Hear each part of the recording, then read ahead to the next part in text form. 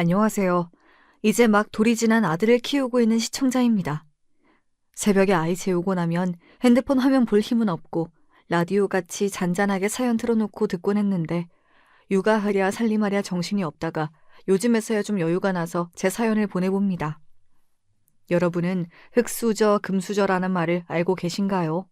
젊은이들 사이에서는 두루 쓰이는 말이지만 어르신분들은 조금 어색한 단어일 것 같다는 생각이 듭니다.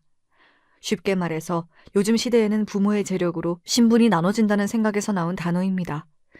조선시대에야 노비 양반으로 신분이 나뉘어졌지 요즘 같은 시대에 사람이 다 평등하지 신분이 어디 있냐 생각하실 수도 있겠지만 요즘 젊은 세대들은 부자 부모 밑에서 태어난 아이는 금수저를 물고 태어난 귀족, 가난한 부모 밑에서 태어난 아이는 흙수저를 물고 태어난 서민이라 부르며 갈라치기를 하곤 합니다.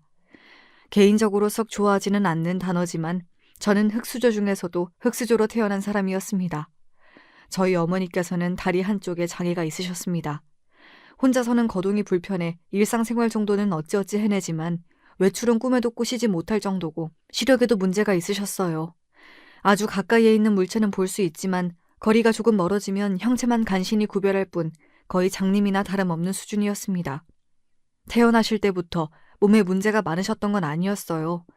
전해 들은 이야기이기는 하지만 외 조부모님께서는 제법 큰 양장점을 운영하셨다고 합니다. 동네에서 소문난 부자였고 어머니께서는 그런 외 조부모님의 외동딸이었습니다. 선천적으로 몸이 약하셨던 외할머님께서는 어머니를 임신하시기 전 2번의 유산을 겪으셨고 간신히 어머니를 출산하신 후로 외 조부모님께서는 어머니를 정말 애지중지 아끼셨다고 합니다. 어찌나 예뻐하셨던지 주변에서 양장점 딸이라고 하면 아, 그 공주님 하며 바로 알 정도였다고 해요. 어머니께서는 외할머님의 배곡 같은 피부에 커다란 눈을 쏙 빼닮아 어렸을 적부터 미인이셨고 17세 즈음이 되자 주변의 신부감으로 어머니를 탐내는 사람들이 많았다고 합니다. 아버지께서도 그중 한 분이셨어요. 아버지께서는 타양에서 오신 노동꾼이었는데 외조부모님이 운영하시는 양장점 근처 목공소에서 일을 하셨다고 합니다. 아버지께서는 목공소를 드나들며 매번 어머니를 남몰래 훔쳐보며 연모하셨다고 해요. 그러나 아버지께서는 내세울 만한 조건이 하나도 없는 가난한 노동자셨고 어머니께서는 출중한 외모에 지방까지 좋은 나름대로 명문가 규슈였으니 아버지의 감정은 그저 짝사랑에서만 그칠 것이라 생각하셨다고 합니다. 비극이 일어난 것은 어느 추운 겨울날이었습니다. 여행을 떠났다가 돌아오는 길에 불의의 사고가 났고 외 조부모님께서는 그 자리에서 즉사, 어머니께서는 간신히 목숨을 부지하셨지만 다리 한쪽이 완전히 으스러졌습니다. 병원으로 급하게 실려갔지만 결국 다리는 되돌리지 못했고 설상가상으로 눈에도 문제가 생겨 시야가 많이 흐려지게 되었습니다. 외 조부모님께서 운영하시던 양장점은 먼 친척들까지 몰려와 양복 하나까지 남겨놓지 않고 모조리 뜯어가고 어머니께서는 불편한 다리와 흐린 눈으로 한순간에 길거리에 나앉게 되었습니다. 호시탐탐 어머니를 노리던 주변의 신랑감들은 하루아침에 급변한 어머니를 다들 모른 채 했고 그중 유일하게 아버지만이 모든 것을 잃은 어머니를 여전히 연모하셨다고 합니다. 그렇게 아버지와 어머니는 혼인을 하시게 되었습니다. 부부가 되기는 했지만 혼자서는 거동조차 불편하신 어머니였기에 사실상 아버지께는 짐덩이나 다름없는 존재였습니다.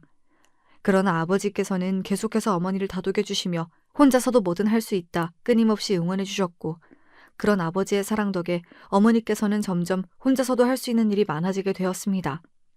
처음에는 혼자서 화장실에 가는 것조차 힘들어 하셨고 밥도 혼자 해먹을 수 없었지만 나중에는 아버지께서 집에 돌아오시는 시간에 맞춰 저녁상까지 차려놓으실 정도로 상태가 많이 호전되셨다고 합니다. 그 즈음 어머니께서는 저를 임신하셨고 두 분은 정말 사이가 좋으신 부부였습니다. 어머니께서는 모든 것을 잃고 짐덩이나 다름없는 본인을 거둬들여주고 사랑으로 보살펴주신 아버지께 몹시 고마워하셨고 아버지께서는 항상 변함없이 어머니를 사랑해주시고 아껴주셨습니다. 그러나 사랑만으로 모든 것이 해결될 순 없는 일이었나 봅니다. 아버지께서 일하시던 목공소가 경기 불황으로 문을 닫게 되면서 아버지께서는 하루아침에 실직자가 되셨습니다. 아버지께서 가지고 계시던 목공 지식만으로는 일자리를 구하기가 쉽지 않았습니다. 당시 목공 가게들이 대량 유입되어 시중에 퍼지기 시작하면서 많은 목수들이 일자리를 잃게 되었다고 합니다. 아버지께서는 어떻게든 어머니를 먹여 살리시기 위해 이리저리 발로 뛰며 일자리를 찾아다녔지만 새로운 직장을 찾는 일은 녹록지 않았습니다. 당초 그리 넉넉하지 않았던 생계에 유일한 수입원까지 사라지니 가세는 가파르게 기울기 시작했습니다. 혹독한 날씨였지만 몇 달이나 밀린 월세에 집주인은 냉정하게 두 사람을 내쫓았습니다. 불편한 다리에 부른 배까지 어머니께서는 아버지의 부축에도 한 걸음도 걷기 힘드신 상태였고 아버지께서는 그런 어머니를 업고 한참 동안 거리를 헤매셨다고 합니다. 그렇게 꿈도 희망도 잃고 쓰러져갈 무렵 아버지께서는 지인의 도움으로 겨우 지방의 한 목공 공장에 취업을 하시게 되었고 두 분은 공장 근처의 작은 단칸방에 자리를 잡게 되었습니다. 제가 태어난 곳도 바로 그 단칸방이었습니다. 어렸을 적의 기억을 떠올리자면 참 힘들고 고달팠던 기억들 뿐입니다. 제가 저 스스로를 흙수저 중에 흙수저라 칭하는 것도 다 그 때문입니다. 아버지께서는 언제나 가족들을 최우선으로 생각하시는 훌륭한 가장이셨지만 아버지께서 목공 공장에서 일해서 벌어오시는 돈은 세 사람은커녕 혼자 살기에도 빠듯한 금액이었습니다. 월세와 각종 공과금을 빼고 나면 저축은커녕 생활에 꼭 필요한 것들을 먹고 사기에도 부족했고 그렇다 해서 어머니께서 밖에 나가 돈을 벌어오실 수도 없는 상황이었습니다. 어머니께서는 저를 낳으신 이후로 몸이 눈에 띄게 약해지셨다고 합니다. 이전에는 살림도 하시고 집안에서는 혼자서 일상생활을 하는데 큰 무리가 없었지만 임신과 출산으로 인해 몸 곳곳이 약해지며 거동이 많이 불편해지셨습니다. 저는 자연스레 철이 일찍 들 수밖에 없었습니다. 어리광을 부릴 수 있는 형편이 아니었습니다. 아버지께서는 하루 종일 공장에서 고생하시며 저와 어머니를 먹여 살리시기 위해 돈을 벌어오시고 어머니께서는 불편하신 몸으로 어떻게든 저를 챙겨주시기 위해 노력하는데 가난한 형편이니 어쩌니 하며 투정을 부릴 만한 상황이 아니었습니다. 어린 시절부터 저는 항상 뭐든지 혼자서도 잘하는 딸이었습니다. 몸이 불편하신 어머니를 대신해 집안일도 하고 공부도 열심히 하고 그러면서도 항상 웃는 낯으로 부모님을 대했습니다. 제가 조금이라도 우울해 있거나 슬픈 낯을 보이면 부모님께서 걱정하시거나 속이 상하실까 염려가 되었기 때문이었습니다. 물론 저라고 그런 어려운 상황에서도 언제나 긍정적이고 행복할 수만은 없었습니다. 때로는 가난한 부모님이 원망스럽기도 하고 세상이 밉기도 했습니다. 왜 수많은 사람들 중에서도 몸이 불편하신 어머니와 가난하신 아버지의 딸로 태어난 걸까 운명이 야속하기도 했습니다. 하지만 그렇게 스스로의 환경을 탓하고 무너져 내린다고 해서 변하는 것은 아무것도 없었습니다. 아무리 힘들더라도 견뎌내야만 했습니다. 몹시 힘들고 어려운 상황에서도 저희 가족은 정말 끈끈한 사이였습니다. 콩 한쪽이 생기더라도 꼭 나눠 먹고 항상 본인보다 서로를 먼저 생각하는 가족이었습니다. 아버지께서는 하루 종일 밖에서 일하고 돌아오시면 피곤한 몸을 이끌고 어머니의 다리를 안마해 주시곤 했습니다. 어머니께서는 잠들기 전에 가끔 노래를 불러주셨습니다. 어렸을 적에는 좀 더 자주 자장가를 불러주셨는데 목소리가 꾀꼬리같이 고왔던 기억이 납니다. 유행하는 가요나 세련된 팝송은 아니었지만 그저 어머니의 고운 목소리를 듣는 것만으로도 마음이 안정되며 잠이 솔솔 잘 왔던 것 같습니다. 학창시절 내내 학교에서 제 별명은 흙수저였습니다. 말 그대로 가난한 집 아이라는 뜻이었습니다. 처음에는 제 집안 환경을 모르고 살갑게 다가왔던 아이들도 제가 다 무너져가는 빌라에서 공장에 다니시는 아버지와 몸이 불편하신 어머니와 살고 있다는 걸 알게 되면 태도가 180도 변했습니다. 그 친구들의 눈에는 무료급식을 받아먹고 교복을 선배들에게 기부받아 입는 제가 사회를 좀먹는 기생충처럼 보였던 모양입니다. 이유 없는 따돌림에는 익숙해질 대로 익숙해졌고 저를 괴롭히고 무시하는 아이들 사이에서도 저는 꿋꿋이 공부에만 집중했습니다. 좋은 성적을 받아 좋은 대학교에 들어가 좋은 직장에 취업하는 것이 목표였습니다. 어떻게 해서든 꼭 성공해서 부모님을 호강시켜드려야겠다는 생각을 아주 어렸을 적부터 했습니다. 특출난 재능도 빼어난 외모도 가지지 못한 제가 성공할 수 있는 방법은 단 하나뿐이었습니다. 바로 공부였습니다. 공부에 집중하기에 여러모로 좋지 못한 환경이었지만 그래도 열심히 노력했습니다. 다행히도 공부머리가 좀 있었는지 성적은 나쁘지 않았습니다. 지방 학교에서 아무런 사교육을 받지 않고 공부한 것 치고는 아주 준수했습니다. 담임 선생님께서는 서울로 대학 원서를 접수해 볼 것을 권유하셨고 몹시 기쁘긴 했지만 한편으로는 마음이 막막해졌습니다. 첫째로는 돈이었고 둘째로는 제가 서울로 떠난 뒤에 남겨질 부모님이 걱정이었습니다. 원서비며 대학 등록금이며 서울에서 제가 살 집이며 생활비며 돈 들어갈 곳이 한두 군데가 아닌데 게다가 제가 타지로 가버리면 몸이 아프신 어머니는 이제 누가 돌보고 아버지 밥은 누가 차려드리지 하는 걱정이 들었습니다. 그토록 성공하기 위해 열심히 공부해 얻어낸 결과였지만 막상 좋은 결과가 손에 쥐어졌음에도 마음 편하게 대학 이야기를 부모님께 꺼낼 수가 없었습니다. 고민하던 제게 아버지께서 먼저 대학교 얘기를 꺼내셨습니다. 다른 건 몰라도 너 대학은 내가 꼭 서울로 보내주겠다면서 그동안 못난 부모 밑에서 고생 많았다며 우리 걱정은 하지 말고 서울 가서도 공부 열심히 하라며 손을 쓰다듬어 주시는데 저도 모르게 눈물이 펑펑 났습니다. 그렇게 저는 어머니와 아버지를 뒤로하고 서울로 대학을 왔습니다. 운 좋게도 기숙사에서 살 수 있게 되었고 대학을 다니는 내내 기숙사에서 퇴출당하지 않기 위해 죽어라 공부했습니다. 그러면서도 한편으로는 부모님께 너무나 죄스러운 마음이었습니다. 제 욕심에 부모님을 더더욱 어려운 환경으로 몰아넣는 것이 아닌가 싶은 생각이었습니다. 남들은 흙수저 하며 가난한 부모님을 원망하고 조롱하지만 저는 저희 부모님께 언제나 감사한 마음뿐이었습니다. 어려운 환경에서도 저를 낳아 길러주시고 언제나 제게 최선을 다해 사랑을 베풀어 주신 분들께 보답해야겠다는 생각뿐이었습니다. 물론 저도 사람인지라 가난이 원망스러울 땐 있었지만 결코 부모님이 원망스럽진 않았습니다. 오히려 존경스러웠습니다. 두 분께서는 이런 힘들고 어려운 상황에서도 단 한 번도 제게 화를 내거나 인격적으로 부족한 모습을 보여주신 적이 없었습니다. 대학을 졸업하고 나서 바로 회사에 들어갔습니다. 작은 회사였지만 연봉도 나쁘지 않았고 무엇보다 좋았던 것은 회사에서 기숙사를 제공해 주었습니다. 당장 대학을 졸업하면서 살 곳이 없어졌던 저에게 너무나 좋은 조건이었습니다. 회사에 입사했다는 제 말에 부모님께서는 몹시 기뻐하셨습니다. 그런 부모님의 모습을 보니 하루빨리 돈을 많이 벌어 더 좋은 곳으로 모시고 편안히 지내실 수 있도록 해드려야겠다는 생각뿐이었습니다. 그러나 제 바람은 현실로 이루어지지 못했습니다.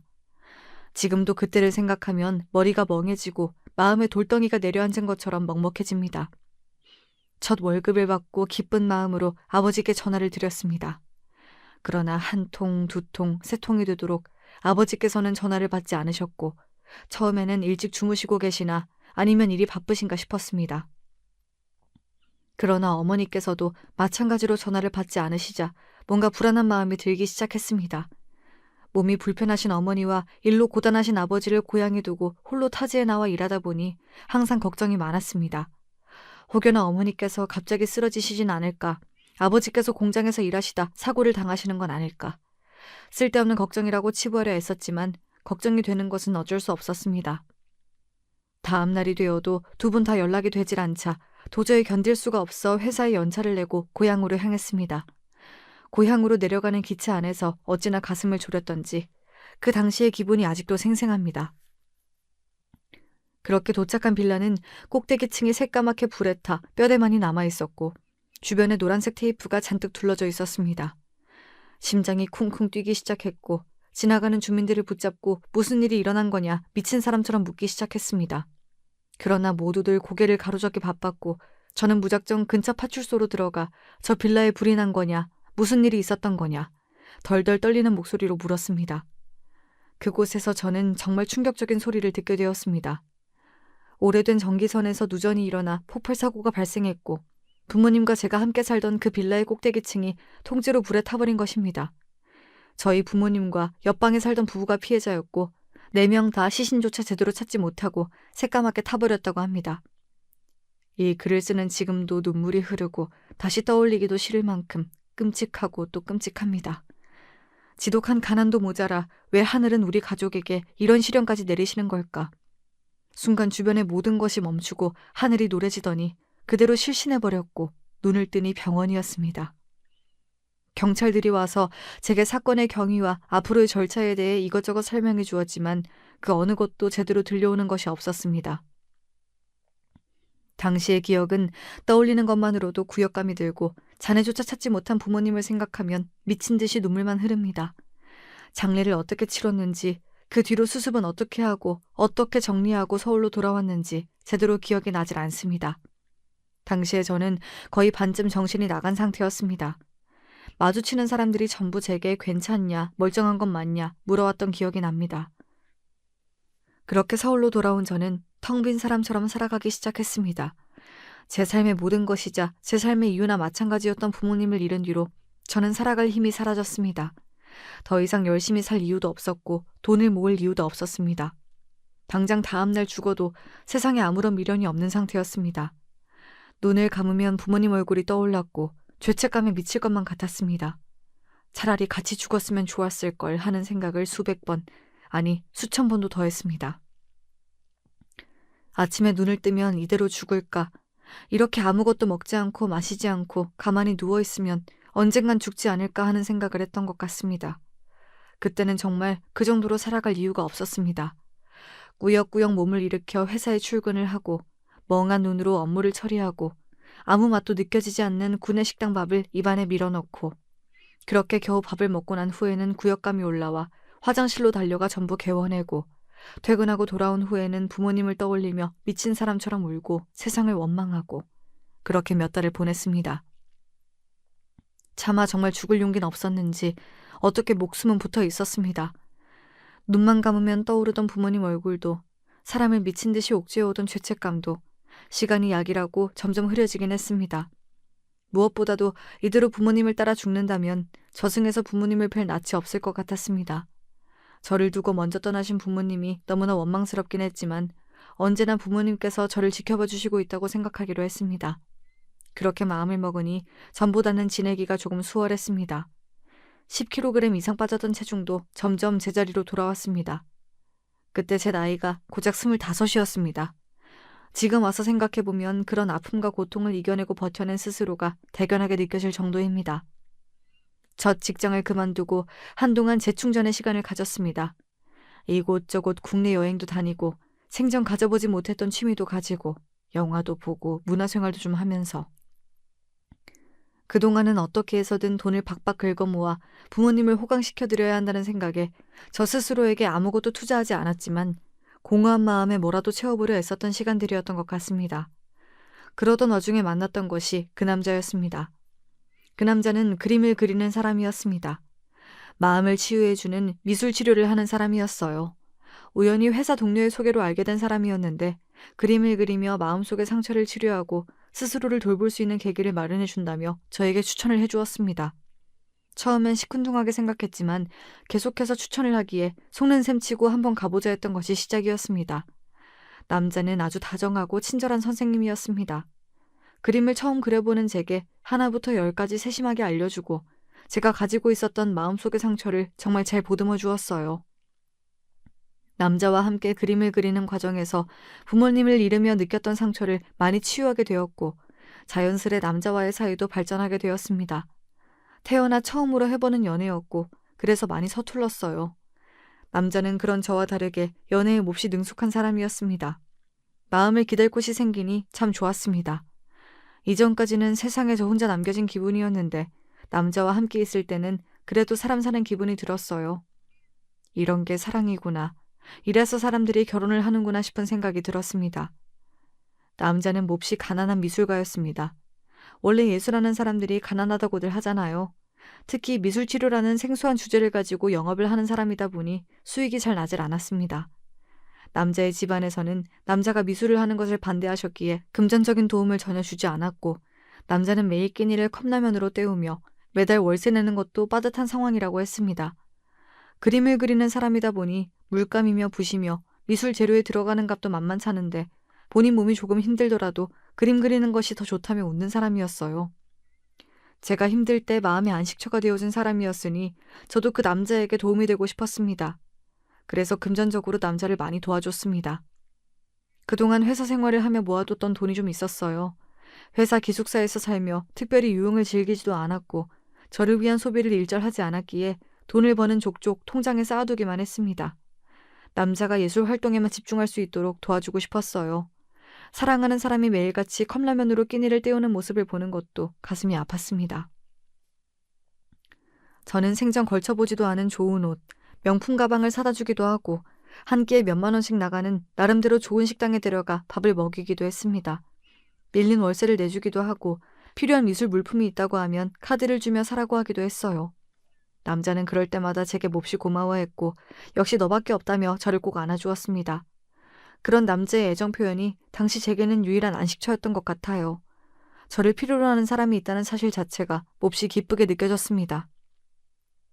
누가 보면 바보 같다고 말할 수도 있겠지만 그때 저는 나름대로 행복했습니다. 남자와 함께하는 시간이 즐거웠어요.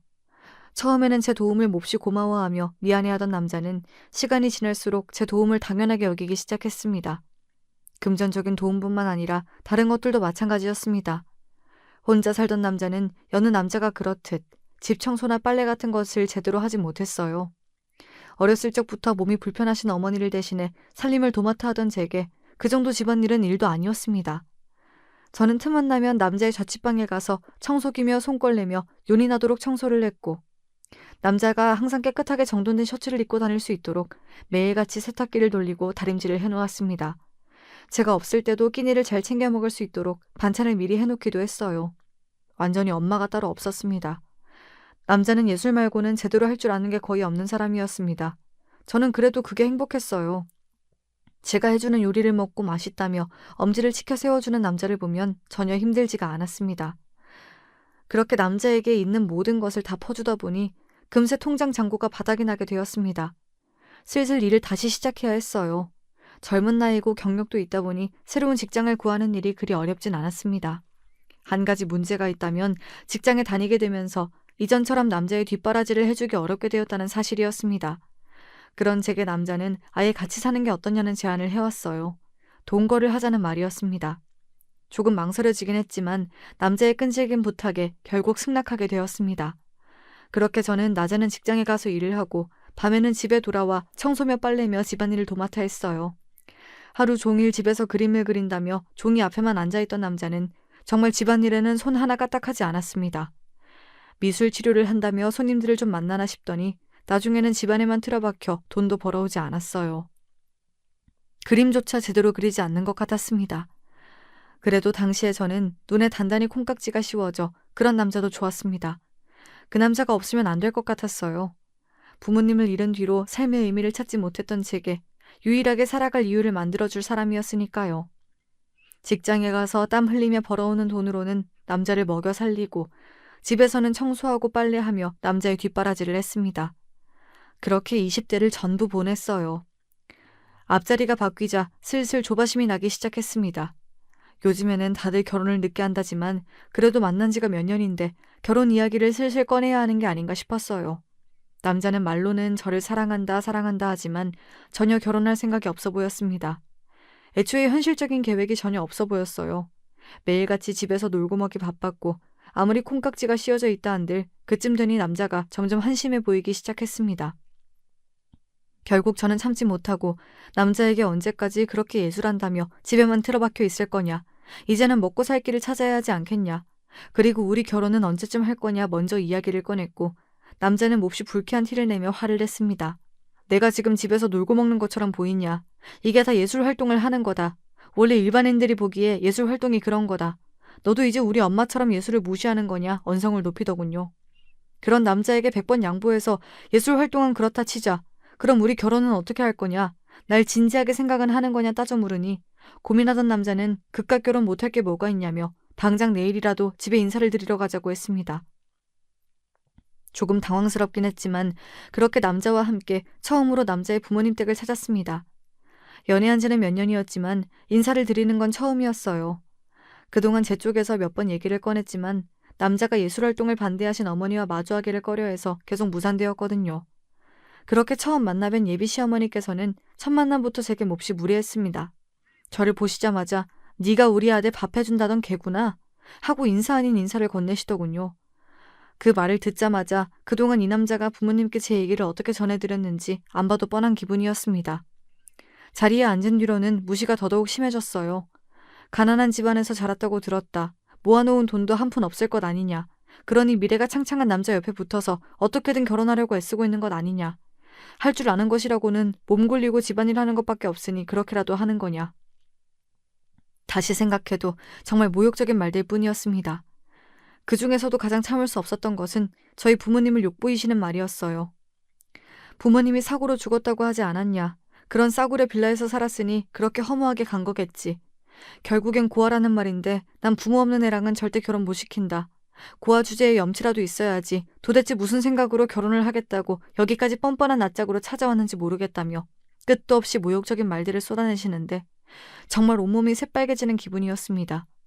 저를 환영해 주실 것이라고는 생각하지도 않았지만 그 정도로 대놓고 무례한 말들을 쏟아내실 줄은 정말 몰랐어요.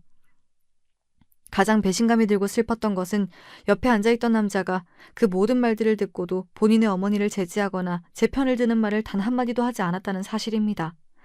다시 생각해도 참 제 꼴이 비참하고 우습네요. 20대 청춘을 다 바쳐 그 남자의 뒷바라지를 해놓고도 몸 굴려 어떻게든 결혼하려고 애쓰는 한심한 여자 취급을 받았는데 그 자리에서 한마디 반박도 하지 못했으니 말입니다. 그렇게 최악의 인사자리가 끝나고 집을 빠져나오는데 남자가 그제서야 입을 열더군요. 봐라, 내가 우리 엄마 성격 더럽다고 했지? 이래가지고 나랑 결혼 어떻게 할래? 그 말을 듣는 순간 내가 지금 여기서 뭘 하고 있는 건가 하는 생각이 들었습니다. 이런 한심한 놈이랑 결혼하려고 지금까지 꾸역꾸역 인생을 버텨온 것은 아닐 텐데 내가 왜 스스로 무덤을 파고 땅속으로 들어가려 했나. 화도 나질 않더군요. 그렇게 아무런 대꾸도 하지 않고 집으로 돌아갔습니다. 돌아가는 내내 남자는 뒤에서 궁시렁궁시렁대며 그러게 내가 말하지 않았냐, 결혼을 꼭 해야 하냐, 너 때문에 엄마한테 혼나고 이게 뭐냐 제게 불만을 쏟아냈고 저는 여전히 아무런 대답도 하지 않았습니다. 집에 도착하자마자 말없이 짐을 싸기 시작하니 남자는 그제서야 뭔가 이상함을 눈치채고는 제 비위를 맞추는 말들을 하기 시작했습니다. 우리 엄마가 좀 심하긴 했지? 그래도 나중에 다시 인사드리러 가면 잘 맞아주실 거다.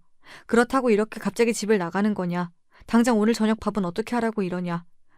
정말 입을 한 대 치고 싶은 주옥 같은 말들만 줄줄이 쏟아내길래 싸그리 무시하고 최소한의 짐만 챙겨 자리에서 일어났습니다. 그제서야 제대로 마주한 남자의 얼굴이 참 보기 흉하더군요. 그렇게 못난 놈 뭐가 좋다고 푹 빠져서 그동안 스스로보다 그 남자를 먼저 생각하고 챙겨왔던 건지 차라리 이런 모욕을 당한 게 다행이라고 느껴질 정도였습니다. 그렇지 않았다면 평생 시녀처럼 그 남자 옆에 붙어 인생을 낭비했을지도 모르는 일이니까요. 한심하고 수준 떨어지는 고아녀는 알아서 떨어져 나가 줄 테니 다시는 연락하지 말라. 남자의 손을 뿌리치고 집 밖으로 뛰쳐나왔습니다. 밤거리를 걷는데 눈물이 줄줄 쏟아졌어요. 애써 의연한 척, 아무렇지 않은 척, 이별을 선언하고 나왔지만 또다시 혼자가 되었다는 생각에 앞날이 막막했습니다. 아무리 못난 놈이라고 그래도 그 남자가 있어서 마음의 상처도 치유하고 기댈 곳도 생겼었는데 이제 이 넓은 세상에 또 나 홀로 남았구나 싶더라고요. 그래도 시간이 약이라고 혼자 살 집도 구하고 직장도 옮기고 또 새로운 곳에서 적응하고 지내다 보니 점점 그 남자와의 일도 잊혀지게 되었습니다. 아무래도 한번 남자에게 크게 데이고 나니 새로운 사람을 만나는 일이 쉽진 않았어요. 마음의 문을 굳게 닫게 되더라고요. 누군가가 제게 다가오더라도 의심부터 하게 되고 언젠가는 이 사람도 그 남자처럼 나를 이용해 먹고 버리려 하겠지 하는 나쁜 생각부터 들었습니다. 그 뒤로 그 남자에게서는 몇 번 더 연락이 왔어요. 제가 그립고 보고 싶어서 본인의 잘못을 뉘우치고 용서를 구하려 했다기보다는 그저 집에서 밥 해주고 살림해줄 여자가 필요해 보였습니다. 본인한테 푹 빠져서 돈을 가져다 바치는 멍청한 여자였으니 조금 다정하게 대해주면 다시 돌아올 것이라 생각했던 모양이죠. 그러나 저는 남자를 완전히 차단해버렸습니다. 같은 실수를 2번 반복할 생각은 없었어요. 마음이 조금 힘들더라도 아무에게나 기대고 다른 사람을 제 안식처로 삼지 않겠다 다짐했습니다. 그렇게 1년, 2년 시간이 흘렀어요. 나이는 먹었지만 전처럼 마음이 조급하진 않았습니다. 더 이상 결혼이라는 것에 매달릴 이유가 없어졌거든요.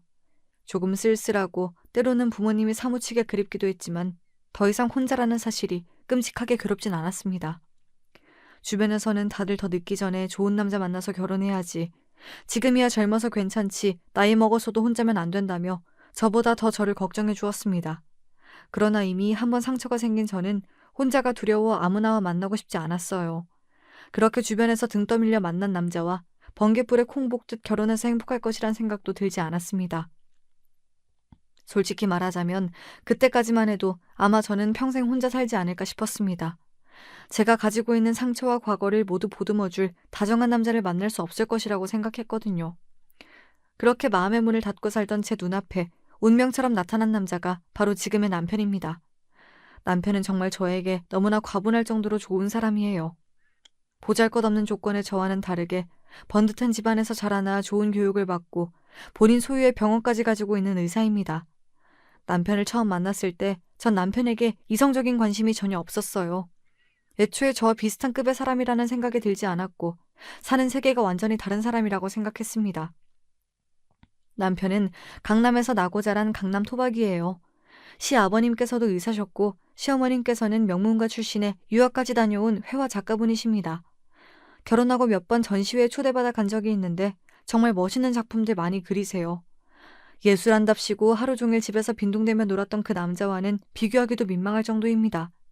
시어머님께서는 작품 활동도 하시면서 남편 육아며 살림이며 넉넉한 형편에도 도우미를 쓰기보다는 되도록 모든 것들을 본인 손으로 하시며 살아오셨다 하더라고요. 그러면서도 인자하신 성정에 가진 것이 없어 부끄러워하는 저를 보듬어 주시는 넓은 아량까지. 인격적으로나 어떤 면으로나 시댁 식구분들은 정말 세상에 이런 사람들이 있을 수 있나 싶을 정도로 완벽하신 분들입니다. 그런 시부모님 밑에서 자랐으니 남편도 인성이 고들 수밖에 없었어요. 강남 의사 집안에서 남부러울 것 없이 자라났고 스스로도 능력 있고 잘난 사람인데도 남편은 본인 입으로 자기 자랑을 한 번 먼저 꺼낸 적이 없었습니다. 전에 듣기로는 병원까지 있는 사람이라던데 처음에는 왜 저렇게까지 소탈한가 싶을 정도였어요. 외식을 한번 하더라도 눈 돌아가게 비싼 소고기보다 삼겹살에 소주를 더 좋아하는 사람이었고 치렁치렁 명품을 달고 다니기보다는 단정한 옷차림을 좋아하는 사람이었습니다. 처음엔 어마어마한 조건과 번듯한 외모에 이런 잘나고 멀쩡한 사람이 왜 나를 좋아하지? 하는 의심이 들긴 했어요. 솔직히 말하자면 나쁜 생각도 했습니다. 이렇게 다정하고 건실한 사람인 척 나한테 접근해서 결국엔 날 이용해 먹으려는 게 아닌가 싶은 생각이요. 그러나 남편은 참 한결같은 사람이었습니다. 사람에게 속은 상처로 쉽게 마음을 열지 못하는 제 곁을 꾸준히 지켜주며 제가 자연스레 남편에게 마음을 열 수 있도록 도와주었어요. 지금도 가끔 남편에게 그때 내가 뭐가 그렇게 좋아서 매달렸냐고 장난스레 묻곤 합니다. 남편은 항상 그 질문에 똑같은 답을 해요. 그냥 당신이라서 좋았다고요. 참 뻔한 대답이면서도 그 말만큼 가슴이 설레는 말이 없습니다. 어렸을 적부터 가진 고생을 하며 살다가 부모님을 일찍 보내드렸던 것, 나쁜 놈을 만나 젊은 시절 고생하며 보낸 것 전부 지금의 남편과 시댁 식구들을 만나기 위한 일들이었나 싶을 정도예요. 먼저 떠나신 부모님께서 저를 안쓰러이 여기셔서 이런 천사 같은 사람들을 제 곁으로 보내주신 게 아닌가 하는 생각을 합니다. 남편과의 연애는 어찌저찌 잘 흘러갔지만 솔직히 정말 결혼까지 하게 될 줄은 몰랐어요. 저는 젊은 나이도 아니었고 얼굴이 빼어나게 예쁜 것도 아니었고 그저 그런 직장에 다니는 지극히 평범한 노처녀에 가까운 여자였습니다. 그러나 남편은 젊은 나이에 부잣집 출신, 무려 본인 소유의 병원을 가지고 있는 성형외과 의사였어요. 물론 병원은 시부모님께서 차려주신 것이긴 하나 그 병원을 문제없이 몇 년째 원장으로서 잘 이끌어간 것은 온전히 남편의 능력이라고 생각합니다. 실제로 남편은 정말 열정적인 의사고 본인 직업에 사명감도 있는 사람이에요. 돈 한 푼 한 푼에 목매달며 환자들을 함부로 대하는 일부 의사들과는 비교도 할 수 없는 사람입니다. 주변에서는 하나같이 입을 모아 저보고 인생 폈다고 말해요. 제 생각에도 저 정말 남편 하나 잘 만나서 인생 핀 것 같습니다. 식장에 들어서기 전까지 몇 번이고 내가 꿈을 꾸고 있는 것이 아닌가 생각했습니다. 모아놓은 돈이 좀 있긴 했지만 남편이 준비해온 강남의 50평대 신혼집에 제대로 된 혼수 하나도 가져오기 힘든 돈이었어요. 남편은 그런 저에게 부담 가질 필요 전혀 없다며 아무것도 준비할 필요가 없다고 말했습니다. 식장 예약부터 드레스, 메이크업, 신혼여행 전부 남편 돈으로 진행했고 혼수도 시부모님께서 마련해 주셨어요. 아무리 자산 차이가 많이 난다고 한들 저도 사람인지라 하나부터 열까지 다 받기만 하며 결혼하려니 참 염치가 없었습니다. 그런 제게 시부모님께서는 어렸을 적부터 얼마나 고생이 많았냐, 어린 나이에 사고로 부모님도 잃고 이렇게 꿋꿋하게 잘 버텨낸 것만으로도 대단하다며 위로의 말씀을 건네주셨어요. 솔직히 처음 시부모님을 만나뵈러 갈 때 정말 겁이 많이 났었습니다. 제 면전에 대고 고아년이니 어떻게든 결혼하려고 몸 굴려서 남자 옆에 식모처럼 붙어 산다느니 막말을 들었던 기억들이 떠올랐어요.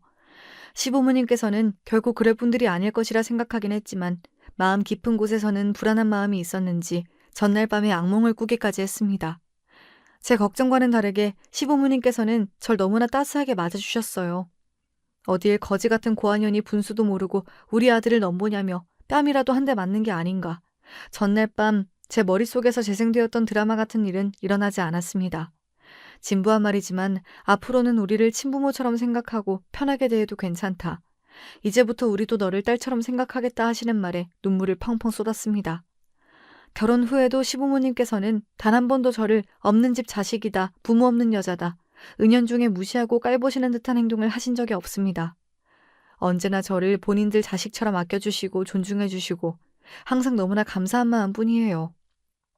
감사하게도 예쁨 받고 사랑받는 입장이지만 만약 제가 애지중지 키운 너무나도 잘난 외동아들이 저 같은 여자를 데려와 결혼하겠다고 했으면 솔직한 마음으로는 저도 그 여자를 진심을 다해 예뻐해주기 어려웠을 것 같아요. 그러나 저희 시부모님께서는 그런 섭섭하고 아쉬운 마음을 드러내신 적이 한 번도 없습니다. 결혼 후 첫 아이를 가지는 데에도 꽤 긴 시간이 걸렸어요. 원래 계획대로라면 결혼하자마자 신혼생활 없이 아이를 임신하려 했었습니다. 결혼을 그리 이른 나이에 하지 않았기에 하루라도 빨리 이세 계획을 세워 아이를 가지고 싶었어요. 시부모님께서도 손주를 몹시 보고 싶어 하셨고 저도 저를 친달처럼 예뻐해 주시는 시부모님께 손주를 안겨드리고 싶은 마음이 굴뚝 같았습니다. 그러나 제 마음과는 다르게 아이라는 게 그리 쉽게 생기지가 않더군요. 참 몸도 마음도 힘든 시간들이었습니다. 남편이 의사다 보니 건너 지인이 운영한다는 난임병원을 함께 다니게 되었어요.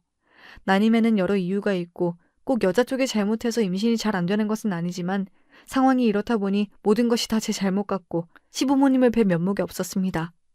가진 것도 없이 시집와서 애까지 못 낳는 며느리라니 정말 예뻐할 구석이라곤 하나도 없는 여자였는데도 시부모님께서는 언제나 저를 사랑으로 감싸주셨습니다.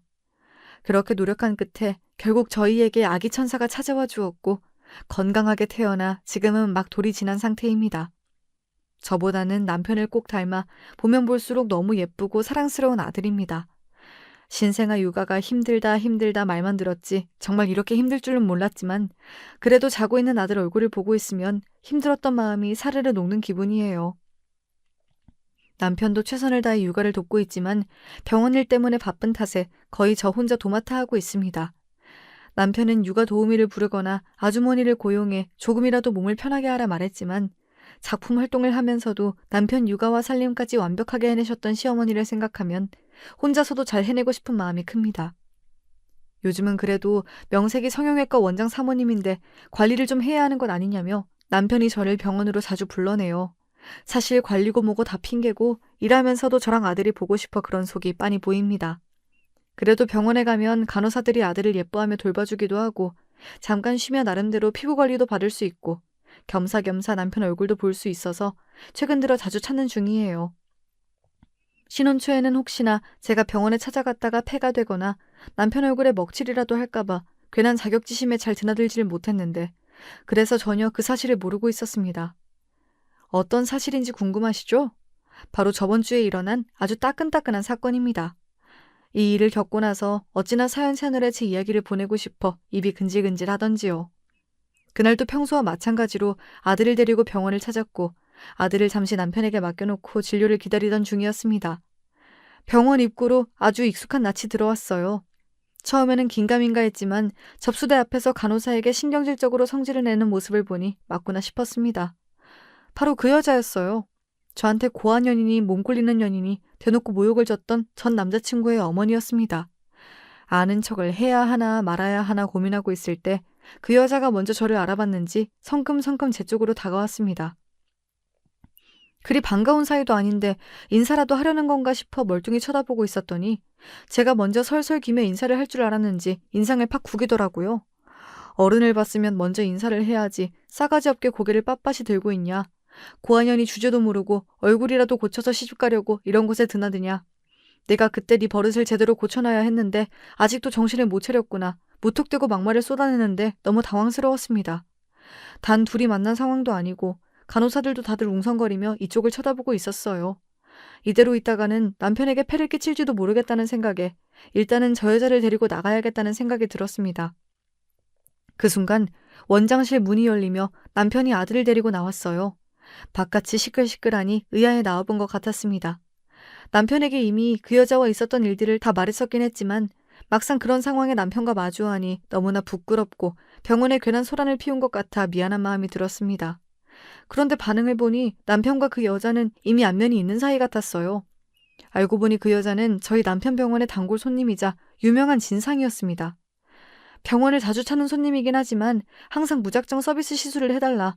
안 그러면 주변에 소문을 안 좋게 내겠다며 생떼를 쓰기 일쑤고 간호사들에게도 이유 없이 화를 내고 막말을 해 모두가 응대하기를 꺼리는 손님이었습니다.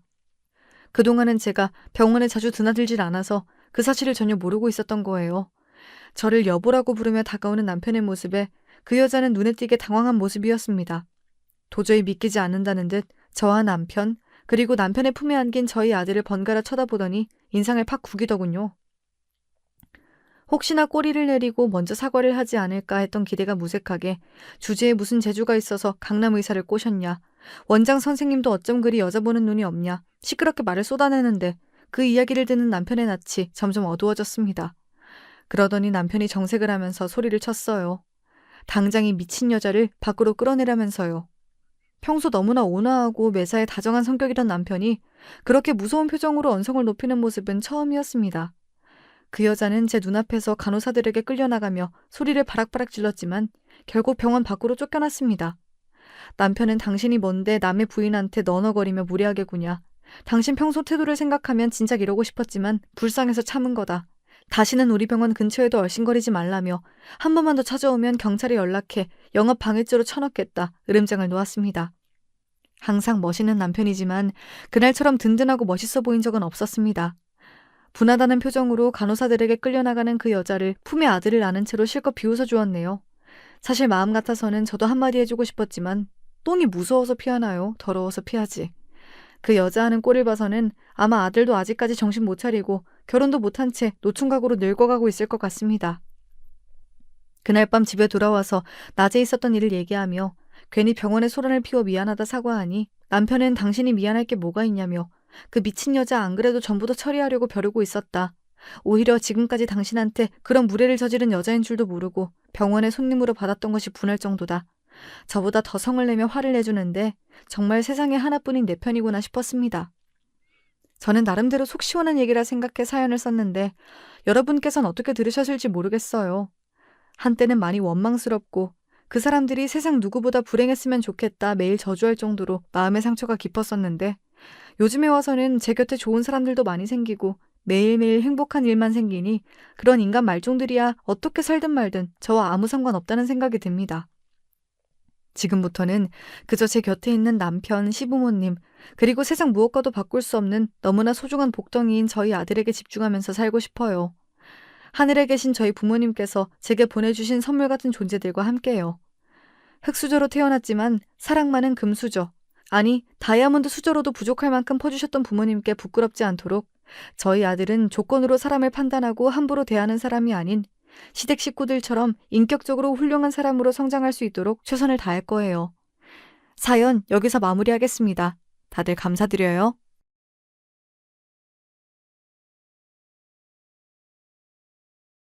안녕하세요. 지금보다 젊었던 시절은 라디오로 일상의 위안을 얻곤 했었는데, 나이가 든 지금에 와선 사연으로 울고 웃는 위안을 얻으며 지내고 있네요. 마음만은 영원한 이팔 청춘에 머물러 있는 저는 남들보다 젊게 살고 싶어 하는 할머니랍니다. 요샌 예전보다 할머니라고 불리는 기준이 아주 애매해졌다고 하니까 저도 젊은 감각으로 살아도 되는 거겠죠. 혹시 어디 가서 주책으로 보일까 봐 속으로 그걸 신경 쓰고 지낸다는 건 저만의 비밀이네요. 여러분은 혹시 자기 자신의 이름이 지어지던 순간이 어땠는지 아시나요? 아마 대부분은 모르실 겁니다. 저는 조부모님 두 분께서 직접 제 이름을 지어주셨는데요. 그때 상황을 친정 엄마께서 면밀히 봐두셨기 때문에 제가 자랐을 때 그대로 전달을 해주셨답니다. 제가 태어나고 열흘 정도가 흐르고 나서야 이름을 짓는 것을 두고 친할아버지, 친할머니 두 분이 옥신각신 하셨어요. 이름에다가 말자 아님 끝자를 넣어야 된다니까요. 말순이 아님 끝순이 딱 좋잖아요. 이 할망구야. 말순이는 바로 건너집에 이미 있잖아. 끝순이도 이미 동네에 둘이나 있어. 온 동네를 꼴꼴거리며 다니는 할망구가 그것도 몰라? 나도 아는 걸. 그러면 말분이로 해요. 끝분이로 하든가.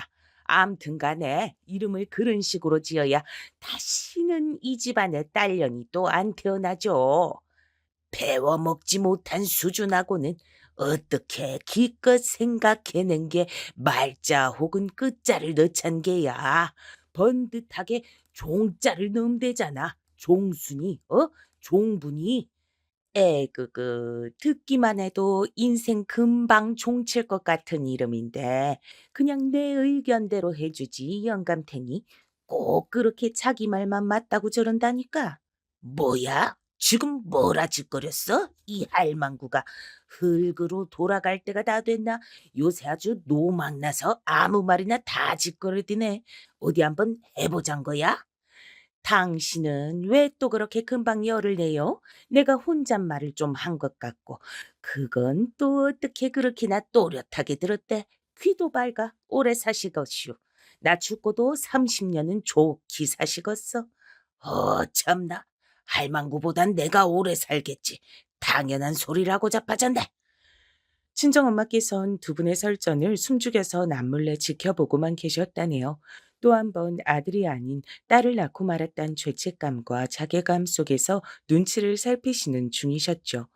저는 위로 이미 언니가 둘이었습니다. 제가 태어나서 이제 세 자매가 되었던 것이죠. 친정엄마의 뱃속에서 세 번째로 태어난 저의 이름은 종희로 결정이 되었답니다. 친할아버지의 입김이 반쯤은 들어간 이름이었는데 나름대로 예쁘게 잘 지어졌다고 생각을 했어요. 딸 말고 이젠 아들을 낳으라는 압박이 들어간 이름이었으나 어렸을 적엔 제가 그것까진 헤아리지 못했던 것 같아요. 별 생각이 없었던 것이죠. 오매불망 손자의 탄생만을 기다리셨던 친할머니께선 애석하게도 그것을 끝내 보지 못하신 채 눈을 감으셨습니다. 추운 한겨울날 시골 동네의 곳곳엔 길이 얼어 있었는데 그곳을 잘못 지나시다가 크게 넘어지셨고 며칠 뒤에 그대로 숨을 거두셨죠. 그 후로 친할아버지께선 인생이란 게 지독하게 허무한 것이란 소리를 입에 달고 사셨습니다. 그래서 전 어렸을 적 인생은 정말 그런 것이란 생각을 하며 자라났었죠. 할망구가 그리 허망하게 떠날 줄 알았다면 내가 그리 굴진 않았을 텐데. 아니, 이런 생각마저 모두 부질없구나. 친할아버지의 씁쓸한 미소를 이해하기에 전 너무 어렸었죠. 다행히 당신의 손자가 태어나고 걷고 말을 하고 뛰고 그러는 것까지 친할아버지께선 다 보시고 돌아가셨답니다. 아마 하늘나라에 가시자마자 친할머니를 향해 손자 이야기부터 하셨을 것 같네요.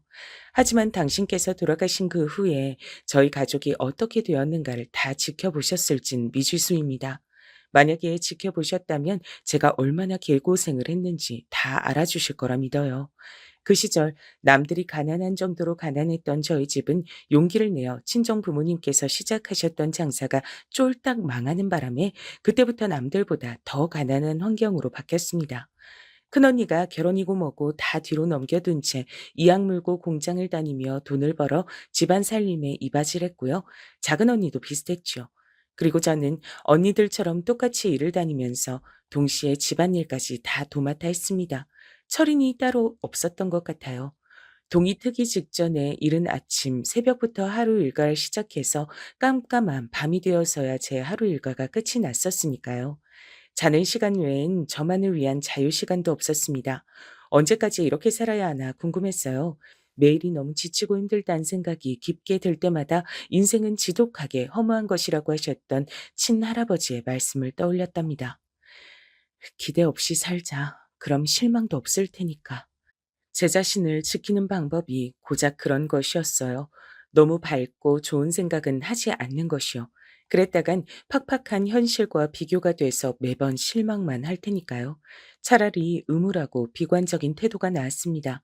더 이상 나이가 들면 노처녀 소리를 들을까봐 겁이 난다며 친정 부모님께선 큰언니를 시집의 길로 등 떠미셨습니다. 그렇게 얼떨결에 결혼을 하게 된 큰언니는 다른 지역에 있는 시댁에서 지내게 됐기 때문에 저희 가족과 손을 흔들고 작별 인사까지 했었어요. 그러고 나서 딱 석 달 뒤였나 아님 넉 달 뒤였나 연락도 없이 집에 나타나서 절 놀래켰습니다. 큰언니는 얼굴에 커다란 멍이 들어 있었어요. 큰 형부는 언니보다 6살이 많은 사람이었습니다. 근데 6살이나 더 먹어놓고서 성숙하게 본을 보이진 못할 망정 아주 추잡스럽게 구는 모양이었죠. 큰언니의 얼굴에 든 멍을 본 순간 제가 머리끝까지 화가 났습니다. 그 집에 다시 돌아가지 마. 그런 결혼 괜히 한 셈이야. 그냥 여기서 다시 우리랑 같이 살자. 힘들어도 다 같이 돈 벌고 다 같이 서로를 챙기고 그럼 되잖아. 결혼은 왜 괜히 서둘러서 이런 꼴을 봐? 종이야. 집에서 날 맞아준 게 너라서 다행이다. 근데 아버지 어머니도 너처럼 생각해 주실까 싶다. 그랬으면 좋겠는데. 당연히 내 의견하고 똑같겠지. 뭘 걱정해? 설마 장녀가 그런 고생을 하며 지내고 있다는데 다시 그런 소굴로 보내는 부모도 있으리라고? 만약에 있다면 그건 완전히 정신이 나간 이상한 부모일 거야. 전 큰 소리를 치면서 큰언니를 안심시켰으나 알고 보니까 제 친정 부모님이 그런 부모였더라고요. 큰언니를 엄하게 꾸짖으며 얼른 다시 돌아가서 자기 시댁 사람들과 남편에게 사과를 하고 잘 지내라고 말을 하는 분들이 정녕 제 부모님이 맞나 싶었습니다. 여자는 어쨌거나 시집을 갔으면 출가 외인이다. 네가 이러면 동생들이 뭘 보고 배우겠니? 나약하게 굴지 마라. 죽이 되든 밥이 되든 그곳에서 해결을 봐. 여기 와서 이러면 아무 소용없어. 저는 기가 막혔고 큰언니에게 괜히 미안했으며 친정 부모님께 깊이 실망하고 말았어요. 작은 언니랑 둘이 밤새 속닥거리면서 부모님을 욕했었답니다. 하지만 그 이후로 큰언니의 손때가 묻은 물건 같은 걸 어루만지며 커다란 한숨을 내쉬는 부모님의 모습을 몇 번이나 목격을 해서 마냥 부모님께 실망할 순 없었고 복잡 미묘한 마음이 들게 됐던 것 같아요. 작은 언니는 시집을 가지 않고 집안의 가장 노릇을 앞으로 하면서 종국엔 성공한 여성 사업가가 되겠다는 엄청난 포부를 밝혔습니다. 그러나 한 1년 정도나 지났을 때였을까요? 작은 언니는 3살 연상의 작은 형부와 조촐한 결혼식을 올리고 있었죠. 참고로 작은 형부는 친정아버지의 지인의 사돈의 팔촌쯤 되는 분께서 다리를 놓아준 인물이었답니다. 작은 언니는 별로 결혼 같은 걸 하고 싶어 하지 않아 했어요. 그것만 하더라도 당시에 상당히 의식이 깨어있고 사고방식이 개방적인 사람이었다고 볼 수 있는 것이죠. 그러나 시대를 거스르고 환경까지 이겨내기란 쉽지 않았던 것 같아요. 쉽게 표현하자면 샌님의 표본 같은 작은 형부와 도망칠 도리 없이 결혼을 하고 말았으니까요. 잠깐, 언니들 다음에 결혼할 차례는 나잖아? 돈 벌면서 사는 것도 힘들어 죽겠는데 언니들처럼 하나도 안 행복한 결혼까지 억지로 때가 되었다는 이유 하나만으로 해야 한다니. 기대 없이 살려고 그렇게나 속으로 노력을 했건만 그럼에도 슬프고 속상했어요. 그래서 이왕이면 저로 하여금 돈 걱정은 안 시키는 남자하고 결혼을 하고 싶었습니다. 제 주제에 그런 남자를 어디서 만나겠어요? 염치불구하고 주변에 부탁을 해서 괜찮은 남자와 다리를 놔달라고 한 번씩 만나보고 싶다는 얘기를 하고 다녔습니다. 이러는 게 소용이 있을까 싶어 힘이 빠질 때도 있었지만 결국 저는 그 방법을 통해 남편을 만났답니다.